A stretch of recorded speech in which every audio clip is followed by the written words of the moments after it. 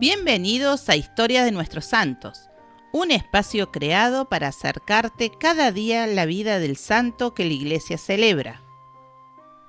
Aquí encontrarás relatos inspiradores, llenos de fe y enseñanzas, narrados con detalle y cercanía para que puedas descubrir la grandeza de quienes entregaron su vida a Dios. Además, este camino lo compartimos con Donna y Lorenzo, para que puedas escucharlas y meditar en cualquier momento y lugar. Suscríbete a nuestro canal para no perderte el contenido diario. Activa la campanita de notificaciones y ayúdanos a crecer compartiendo nuestros videos con tus familiares y amigos. Porque conocer la vida de los santos es descubrir que la santidad también es posible para nosotros. Bienvenidos a un nuevo episodio de Historia de nuestros santos. Hoy nos adentramos en la vida de uno de los santos más amados y reconocidos del siglo XX, San Pío de Pietrelcina, más conocido como el Padre Pío, un humilde fraile capuchino que, con su profunda espiritualidad, sus dones místicos y su inquebrantable entrega a Dios, marcó la vida de millones de personas en todo el mundo. Acompáñenos a descubrir su infancia, su vocación, las pruebas que enfrentó y los milagros que lo convirtieron en un faro de fe. Y no olviden que este relato también tendrá su espacio en nuestro podcast con Donna y Lorenzo, quienes llevarán esta historia a un formato cercano y reflexivo, para que puedan escucharla donde quieran. Quédense hasta el final y déjense inspirar por la vida de este santo que sigue tocando corazones aún hoy. Bienvenida. Hoy nos adentramos en los archivos de una figura que, sigue generando fascinación y debate casi un siglo después de saltar a la fama. Francesco Forgione, más conocido por todos como el Padre Pío de Pietrelcina. Hola, sí, tenemos una mezcla interesante de materiales, ¿verdad? Una cronología detallada, fragmentos de biografías importantes, como la del exorcista Gabriele Amorth o la del periodista Renzo Allegri. Exacto, y también artículos sobre sus dones místicos, sus obras y, claro, textos que abordan las, serias controversias que le rodearon. Efectivamente. La idea es trazar un recorrido por la vida de este fraile capuchino, desde sus raíces humildes en el sur de Italia, hasta, convertirse en uno de los santos más populares del mundo. Pero sin esquivar las zonas grises, ¿no? Las polémicas, las investigaciones vaticanas, esos fenómenos extraordinarios que desafiaron la explicación científica y teológica de su época. Justamente. Queremos ir un poco más allá de la imagen icónica. ¿Quién fue este hombre realmente? Un místico genuino con dones sobrenaturales, un confesor infatigable, el visionario detrás de un hospital pionero, o una figura incómoda quizá, perseguida incluso por sectores de su propia iglesia. Vamos a examinar estas fuentes para entender mejor su trayectoria y por qué sigue resonando hoy. Pues empecemos por el principio, sus primeros años y esa vocación que parece que le marcó desde muy niño. Vale. Nació en 1887, en Pietrelcina, un pueblecito del sur de Italia. Familia campesina, muy pobre, pero, eso sí, profundamente religiosa. Y lo llamativo es que, según las biografías, ya desde muy pequeño, Francesco tenía experiencias que él, consideraba normales, pero que hoy llamaríamos místicas. Sí, visiones de Jesús, de la Virgen, de ángeles y también del demonio. Él pensaba que todo el mundo las tenía. Fíjate. Es curioso eso. Sí, y aquí fuentes como la de Amorth subrayan algo interesante. Estas experiencias infantiles, incluso luchas tempranas contra figuras demoníacas, no se ven como algo patológico, sino como indicios de una llamada especial, de un plan extraordinario de Dios para él. Hay un episodio clave que se cuenta. A los 15 años, una visión donde lucha y vence a un ser gigantesco, aterrador. Vaya. Amorth lo interpreta como una prefiguración de la batalla espiritual de toda su vida. Y en esa misma visión se le revela una altísima misión, una especie de promesa divina que le sostendría en las pruebas futuras. Entiendo, como una preparación temprana. Y poco después, con solo 15 años, en 1903, entra en el noviciado capuchino.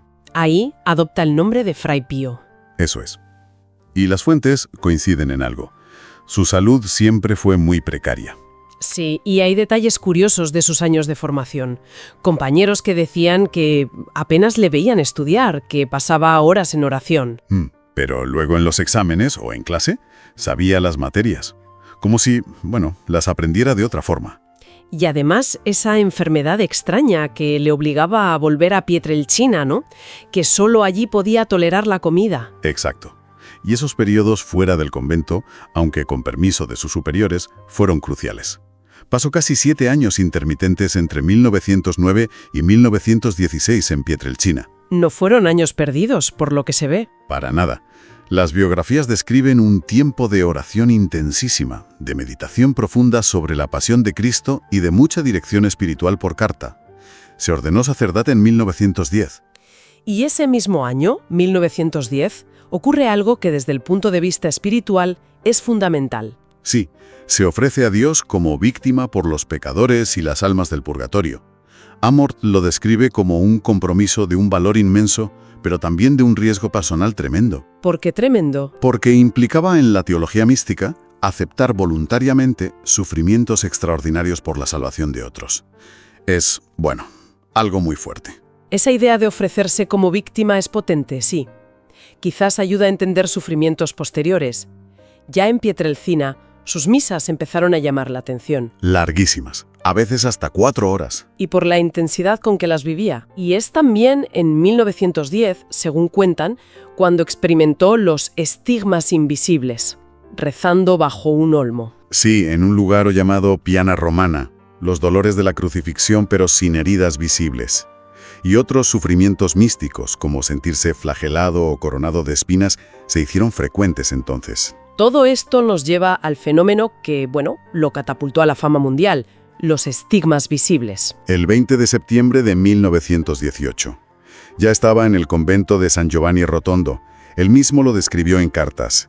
Una visión aterradora, un personaje celestial que le hiere con una lanza. Y aparecen las heridas en manos, pies y costado, que sangrarían continuamente durante 50 años. 50 años. Es algo difícil de imaginar, la verdad. ¿Y su reacción? No fue de éxtasis, ¿verdad? No, para nada. Las fuentes indican profunda vergüenza y tormento. Escribió a sus directores espirituales suplicando a Dios que retirara esas señales visibles. Quería el dolor, pero no las marcas externas que atraían tanta curiosidad. ¡Qué curioso! Y esa reacción es uno de los criterios que usa la teología para discernir si estos fenómenos son auténticos, ¿no? Exacto.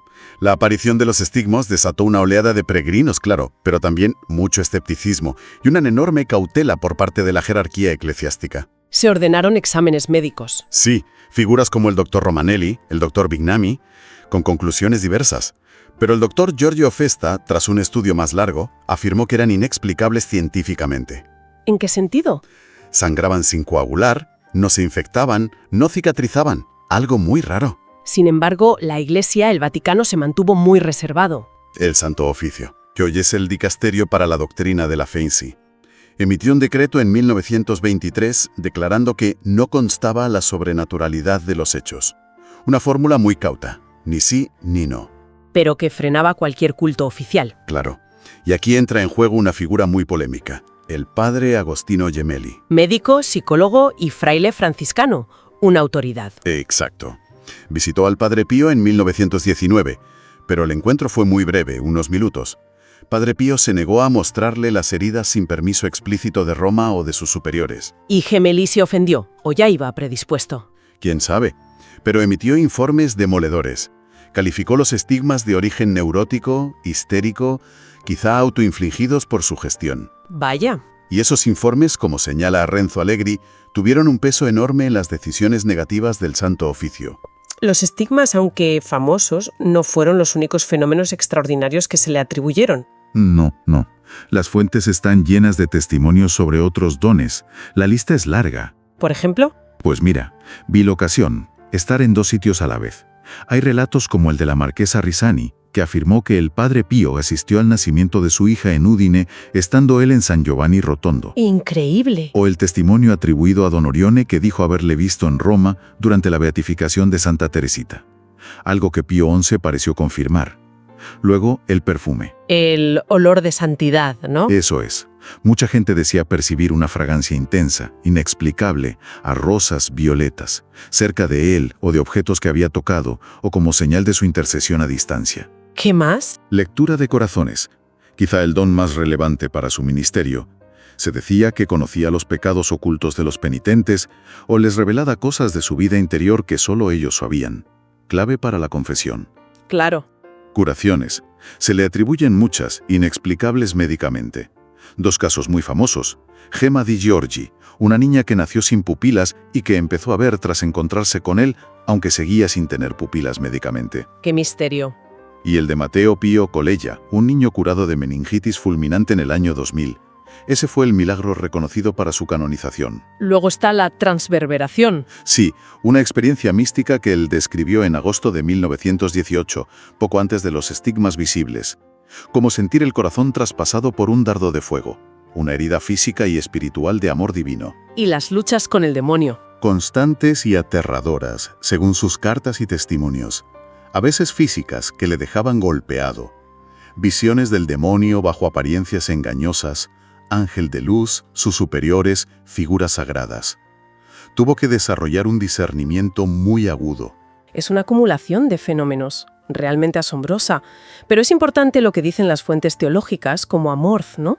Sí, que la Iglesia insiste en que la santidad no está en estos dones extraordinarios, que son gracias para los demás, sino en la práctica heroica de las virtudes: fe, esperanza, caridad, humildad, obediencia. La prueba definitiva es una vida virtuosa constante, sobre todo ante la adversidad. Exactamente. Y esa vida virtuosa, según todos, se centraba en 2 pilares: el confesionario y el altar. Hablemos del confesionario.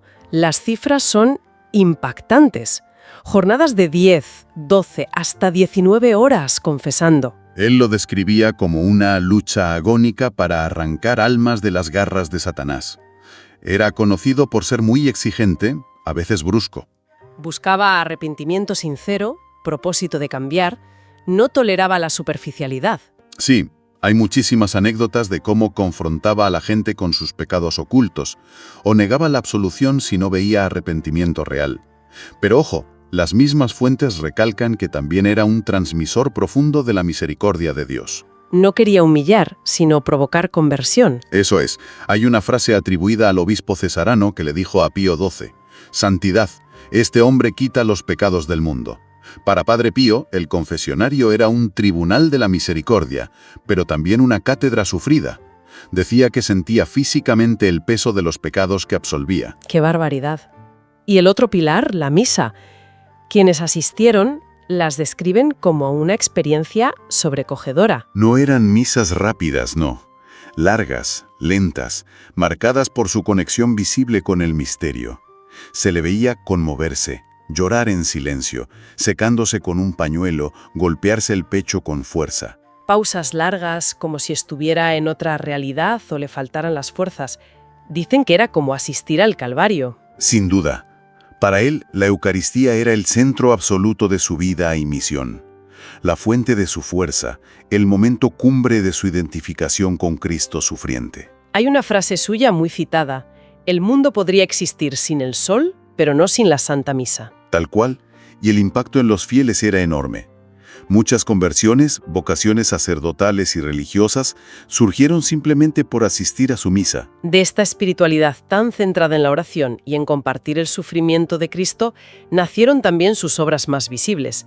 La principal, sin duda, la Casa Solievo de la Soferencia. La Casa Alivio del Sufrimiento, un proyecto que empezó a gestarse en los 40, en plena guerra, y se inauguró en 1956. Y es importante entender qué quería que fuera, ¿no? Sí, no solo un hospital más. Él decía, un templo de oración y ciencia, un lugar donde la atención médica de vanguardia se uniera al cuidado humano y espiritual, sobre todo para los pobres. Quería aliviar el sufrimiento en todas sus dimensiones. Se financió enteramente con donativos de todo el mundo, inspirados por él. Y es notable que hoy sea un hospital muy especializado, reconocido como Instituto de Investigación de Carácter Científico, un IRCC.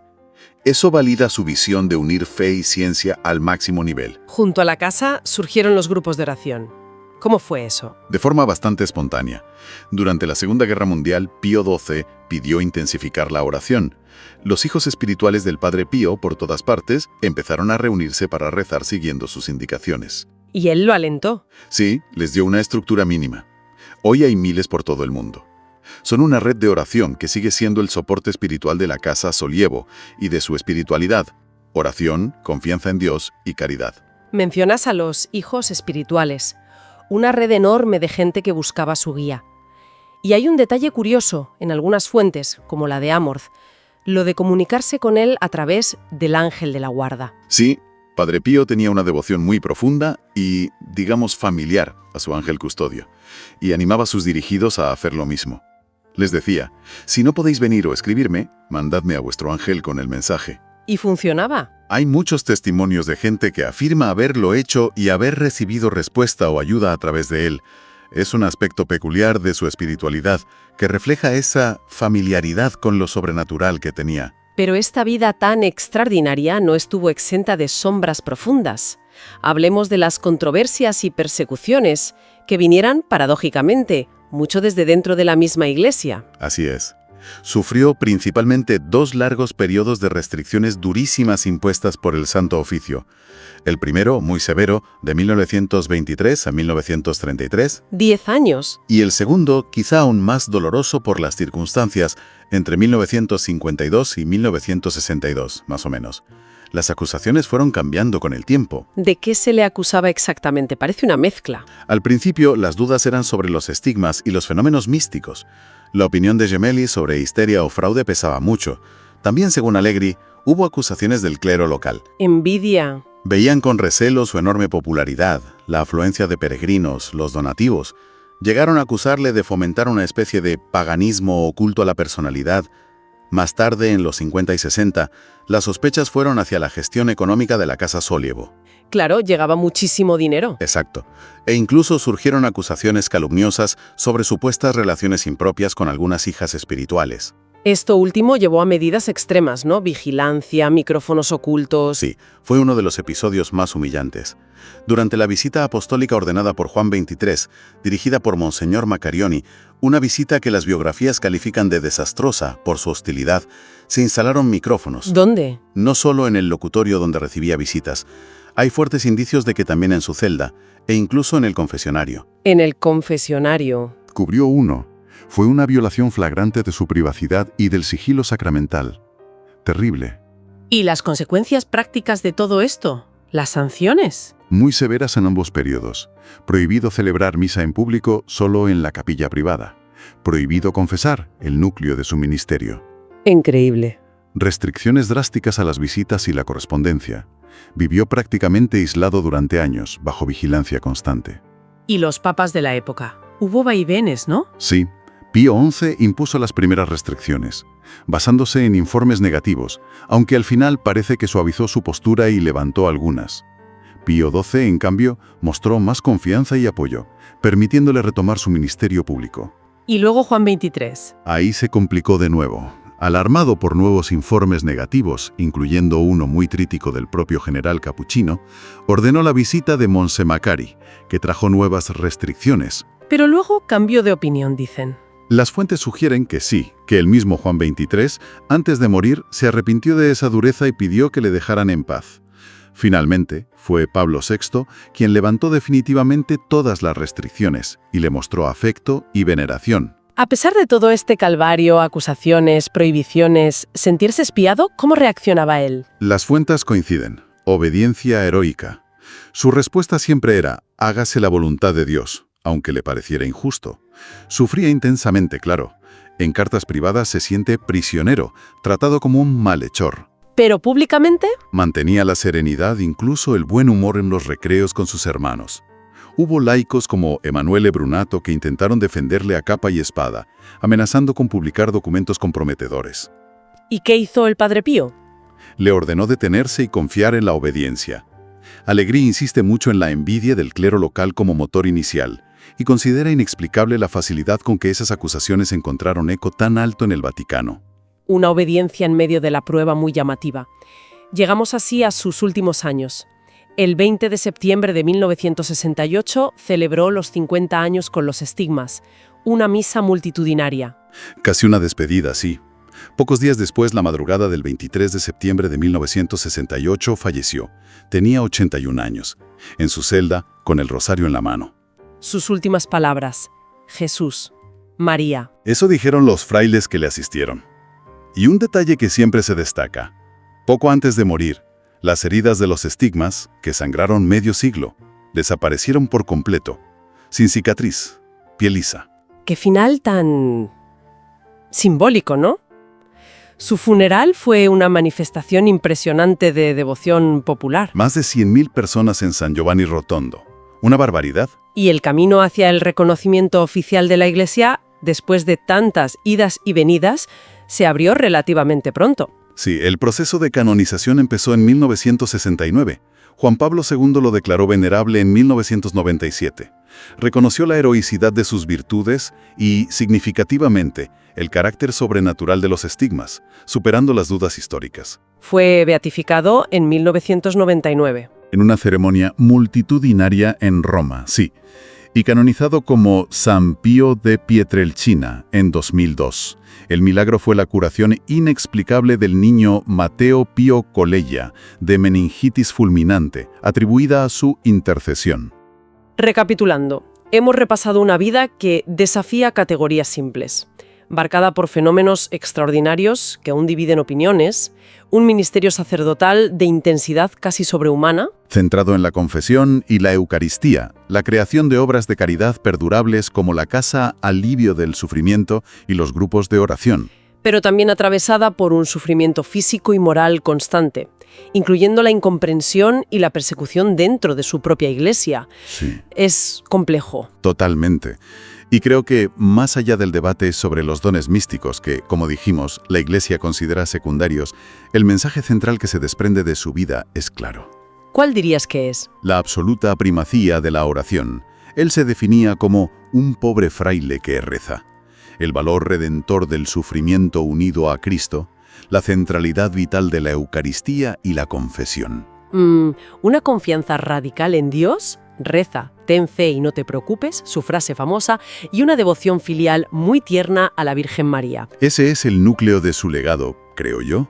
Sigue vivo en sus obras y en la devoción de millones. Sin duda, la figura del Padre Pío, tal como emerge de estos materiales, nos confronta con preguntas fundamentales sobre los límites entre fe y razón, el sentido del sufrimiento, la posibilidad de lo sobrenatural irrumpiendo en la historia. Y sobre las dinámicas complejas dentro de las instituciones religiosas ante figuras carismáticas que desbordan las normas. Y quizás, como reflexión final, podríamos preguntarnos algo. A ver. Si dejamos por un momento en segundo plano los estigmas, las bilocaciones, todo lo más llamativo, polémico, ¿qué nos dice la enorme y persistente atracción que sigue ejerciendo su figura? Una figura cuyo núcleo fue, esencialmente, pasar horas en un confesionario ofreciendo el perdón de Dios y celebrar la misa con devoción profunda.